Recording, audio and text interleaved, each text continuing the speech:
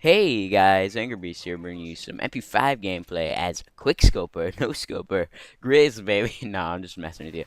But I like doing that off the start of every mission game. It's just something about it's kind of fun. I just like doing a 360 no scope with the submachine gun. But yeah, I'm using the MP5 here with the silencer, and I've been using this gun a lot recently. And it's one of those things. It's just like it's one of those weapons that's underused majorly, but it's a very, very good weapon. I'd say it's better than AK-74U from Black Ops. It's very comparable to that in the way it kills and the amount of damage that it does. This game does start off a little bit slow. I die a couple times right off the spawn, but I'm starting to like it more than I do other submachine guns like the PP90. There's just something that's gratifying about it. It just makes you feel good because you know you're using a weapon that's probably worse than what the opponents are using. By no means is this a horrible weapon, but it just doesn't stack up to some of the other submachine guns. But it really shouldn't. I mean, it's the first submachine gun you unlock. There should be some detriment to using it. My secondaries in this game are the 44 Magnum Akimbos, and I think that's probably the best way to go on a map like Mission. This is small, close quarters, and just action-packed. It gives you a good amount of firepower and a good rate of fire that I don't think any other secondary can match other than the FMG9 Akimbos, which I can't endorse as being a commentator, although I do like using them occasionally, but they definitely are the most effective secondary weapon. If you're going for effectiveness, then definitely rock the FMG9 Akimbos. I think in this game my perks are Extreme Conditioning, Assassin, and Dead Silence. Yes, I know I'm using Assassin, but guess what? When you're using a silenced submachine gun, you need all the help you can get. The ability to flank in this game is very, very critical. And without Assassin, the amount of UAVs that are called in through support and care packages and everything just ends up being that you're best off using Assassin. There's just no two ways about it. It's the best second tier perk because it just protects against so many things. Basically makes a support package completely useless against you. It counters the EMPs and it counters the counter UAVs. So I just feel like it's the perk that gives me the most advantage, and it's the perk I'm going to use when I'm using a weapon that's as bad as the MP5. One thing that I think the MP5 does good is it does well at medium range more than other submachine guns. The MP7 is still going to beat it at mid range. Obviously, the MP7 has no recoil, in a medium to long range engagement, the MP5 can hold its own.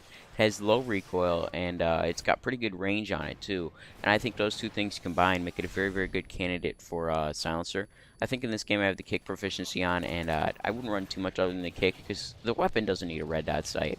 Anyone who used it in Call of Duty 4 knows how to use it with the iron sights. And, you know, it's one of those weapons, it doesn't require much to be effective. The only other attach that might be useful is rapid fire, but I think it increases the recoil too much. Unfortunately, there I try to pick up the grenade instead of calling the Predator missile. I've never actually had a successful grenade throw in this game. It's one of those things that happens very rarely. Very few people actually run the frags, but it's one of those things where throwing back grenades is just something that takes a lot of skill to do. It's one of those things that takes time to get used to. Unfortunately, there you never should jump with the flag. It's just a bad idea from the beginning. You'll be leaving yourself unguarded, and you'll leave yourself to attacks from behind. But that right there is what the MP5 is good for. Up close, in your face, headshots. Because it does 42 damage up close, which is the same as the PP90, but more than the MP7. You can kill in 2 bullets if one is a headshot. It doesn't sound like much, but when you're up in someone's face and you're hip firing, that means a lot. The ability to kill in 2 bullets versus 3 bullets is huge. I mean, there's no two ways about it. Two bullets is a lot less than 3 bullets when you're shooting a fully automatic weapon at a rate of about 800 rounds per minute. The only major flaw with the MP5 is a capacity. It's got the lowest magazine size of all the submachine guns. But when you compare it to the submachine guns in Black Ops, which I've been running around with a lot recently, this weapon has a huge freaking ammo loadout, and it's one of those things that I just like, simply because comparatively this has a good ammo size, but in all reality, it's pretty low compared to the rest of the game. But it doesn't really need it because it has a low rate of fire. Unfortunately, I've seen many people point out the fact that the P90 is better than this in every single way, which kind of frustrates me because it's not. The P90 has a little bit more recoil. Yes, it does have bigger magazine, faster rate of fire, and it has, I believe, better range. But this weapon holds its own a little bit better at medium range simply because it has less recoil. And I pick up my Reaper here, and the gameplay is almost over. I mean, there's not too much left to go with it. And I'd encourage you guys to go try out the MP5. It's a very, very underrated submachine gun, and it's usable. It's not like a weapon like the PM9 that not everybody can use, simply because of the fact that it has high recoil and it's only a situational weapon. It's one of those weapons that can be used on pretty much any map. If you are going to try it out, though, definitely recommend the silencer. I've been using it a lot recently, and I've gotten a couple nice gameplays with the silencer.